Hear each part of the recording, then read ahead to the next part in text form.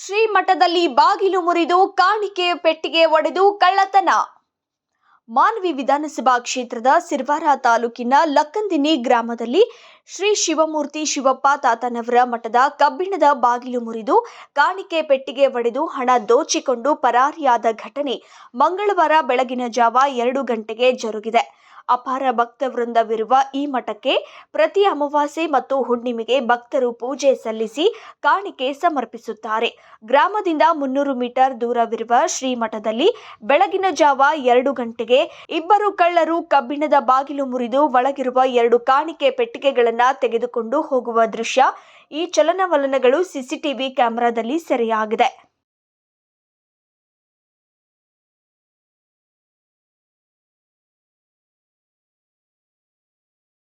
ಕಾಣಿಕೆ ಪೆಟ್ಟಿಗೆಗಳನ್ನು ಗ್ರಾಮದ ಹಳ್ಳದ ಹತ್ತಿರ ಬಿಸಾಕಿ ಹಣ ತೆಗೆದುಕೊಂಡು ಹೋಗಿದ್ದಾರೆ.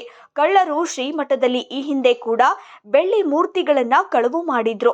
ಈ ಹಿನ್ನೆಲೆಯಲ್ಲಿ ಮಠದ ಆವರಣದಲ್ಲಿ ಸಿಸಿ ಕ್ಯಾಮೆರಾ ಅಳವಡಿಸಲಾಗಿದೆ.